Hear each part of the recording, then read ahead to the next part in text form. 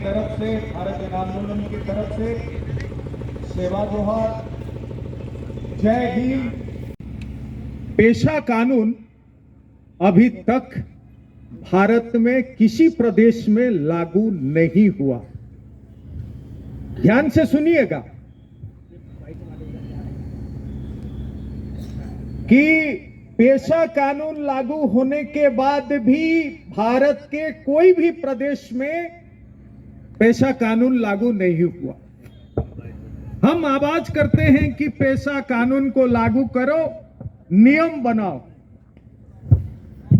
आप छत्तीसगढ़ ने नियम भी बना दिया, विभिन्न प्रदेशों में नियम बन रहा है, लेकिन नियम किसका बन रहा है ये हमने किसी को कोई उसको पढ़ते नहीं है ना समझते हैं। नियम बन रहा है राज्य पंचायत राज अधिनियम के अधीन में रहते हुए नियम बन रहा है, पेशा का नियम नहीं बन रहा। और यही गलतफहमी जो है बहुत बड़े पैमाने पर पूरे भारत में जो है ना, यही है। सब लोग बोल रहा है कि 24/12/1996 के तो संसद ने कानून बना दिया, और कौन सी कानून की बात कर रहे हैं। इसीलिए आप सारे लोग एकजुट हुए हैं और बस्तर की राजधानी में जो इकट्ठा हुए हैं, हम सबको समझने की जरूरत है कि क्यों 29 साल से जो है ना पेशा कानून लागू नहीं हुआ। जो भी चल रहा है वो छत्तीसगढ़ पंचायत राज अधिनियम के अधीन चल रहा है। पेशा कानून किसी के अधीन नहीं है। याद रखिए, पंचायत राज कानून कहां से निकलता है? पंचायत राज कानून जो है संविधान के 7वीं अनुसूची से निकलता है। और पेशा कानून जो इस देश की मूल निवासियों का आजादी का पैगाम है, फ्रीडम चार्टर अंग्रेजी में बोलते हैं, स्वायत्तता की, यह संविधान का 5वीं अनुसूची से निकलता है। अब खेल क्या हुआ है इसको समझने का जरूरत है, क्योंकि पूरे भारत में 29 साल हो गया है, हर 24 तारीख को जो है पेशा दिवस बन रहा है। आदिवासी परेशान क्यों है? इस देश का मूल निवासी परेशान क्यों है? अपने मातृभूमि से जो है वो विस्थापित क्यों हो रहा है? बड़े पैमाने पर आजादी के बाद से कोई जितने विस्थापित हुए हैं उसका लेखा जोखा तो है नहीं, लेकिन करीब करीब जितने हुए हैं उसमें 40% जो है इस देश की मूल निवासी अपने मातृभूमि से बेघर हो गए, और किसी में कोई कागज में नहीं लिखा नहीं है। संविधान का मंशा वो नहीं था कि इस देश की मूल निवासी अपने मातृभूमि से जो है अलग नहीं होना चाहिए। यह संविधान का मंशा है, यह 5वीं अनुसूची का मंशा है। और संविधान जब बन रहा था तो इस देश की जो नेताएं थे, नेता लोग जो है इस देश की मूल निवासियों के साथ एक सामाजिक इकरारनामा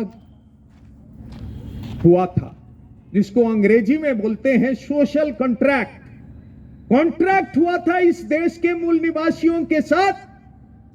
यही था कि आपकी अपनी परंपरा, अपने इलाके को जो है आपके तौर पर जो है ना आप शासन करेंगे, ये कॉन्ट्रैक्ट हुआ, ये इकरारनामा हुआ था। इसीलिए संविधान में 5वीं अनुसूची में यह लिखा गया था। लेकिन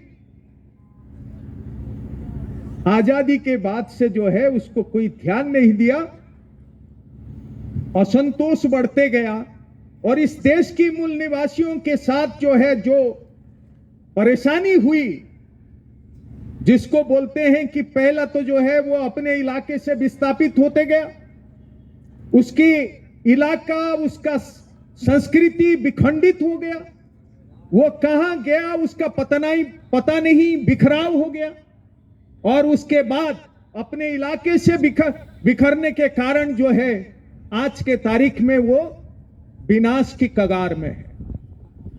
तो इस देश के मूल निवासियों के साथ जो हुआ है वो क्या हुआ है? विस्थापन, विखंडन, बिखराव और विनाश, और यही सिलसिला चलेगा।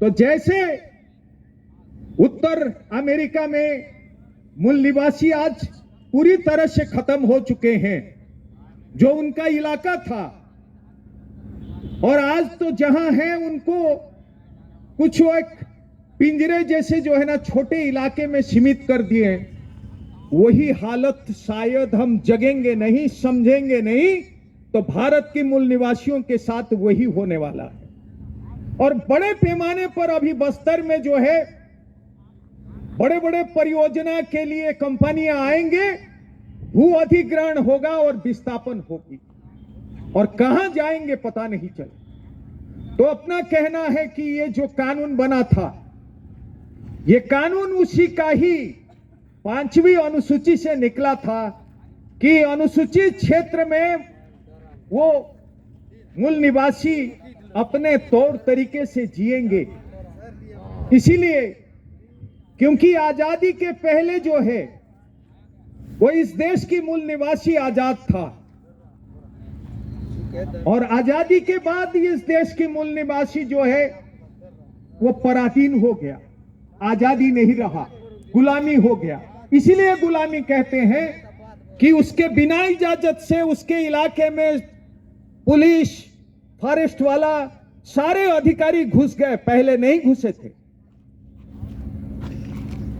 और पेशा कानून जो है वही बोलता है कि उसके बिना इजाजत से सरकारी अधिकारी, कर्मचारी जो है ना नहीं घुसेंगे। ये कानून बना था, लेकिन उस कानून में ये पेंच था कि देखिए इस तरह से कानून जो 5वीं अनुसूची से निकला है वो पंचायत राज कानून जो है से अलग है। पंचायत राज कानून में जो है ना ग्राम पंचायत और सरपंच बड़ा रहता है, पेशा कानून में जो है ना गांव बड़ा रहता है, पंचायत छोटा होता है। ये फर्क है। और पेशा कानून बोलता था कि पेशा कानून के तर्ज पर राज्य विधानमंडल जो है वो कानून बनाएगा, अलग कानून बनाएगा, और 1 साल के अंदर में कानून बनाना चाहिए। लेकिन पेंच ये हो गया, पंचायत राज में भी पंचायत है और पेशा कानून में भी पंचायत है। वही फर्क हो गया, वही समझ में हेर फेर के कारण पेशा कानून को जो है वो राज्य पंचायत अधिनियम के साथ जोड़ दिए। जोड़ने के कारण सारे चीज गड़बड़ हो गया। जैसे आप देखोगे कि साइकिल में टायर बदल करके जो है ना कार का टायर लगा दोगे तो साइकिल चलेगी क्या? वही बात जो है 29 साल से हो रहा है। हम घूम रहे हैं, कहा ये नहीं हुआ, वो नहीं हुआ, लेकिन सही मायने में क्या है कि पंचायत राज कानून अलग है और ये पेशा कानून अलग है। उस कानून का पुष्टिकरण कानून विधानसभा में पारित करना चाहिए था, वो पारित नहीं किए। उसके बाद नियम बनना चाहिए। अभी क्या हो रहा है कि मूल कानून पंचायत राज कानून है और उसी का ही पूंछ जो है वो नियम बना दिए ग्राम सभा। पेशा कानून सिर्फ गांव की बात नहीं करता है, याद रखना। पेशा कानून जो है मूल रूप से 2 सरकार की, अनुसूचित क्षेत्र में 2 सरकार की स्थापना की बात करता है। 2 सरकार बनेंगे। सरकार मतलब विधायिका, कार्यपालिका, न्यायपालिका और वित्तीय अधिकार जो है 2 सरकार के पास होगी। इस देश में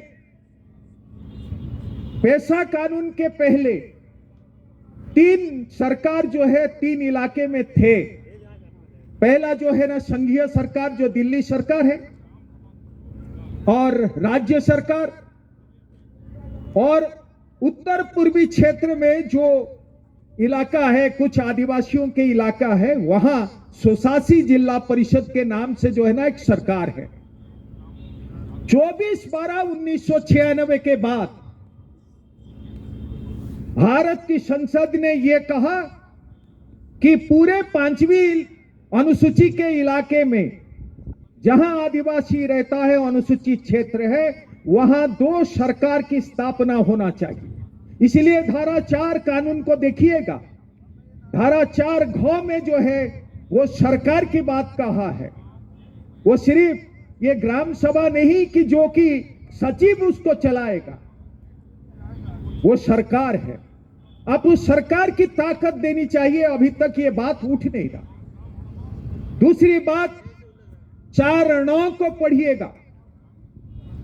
4(9) बोलता है कि जिला स्तर में सोसासी जिला परिषद होना चाहिए।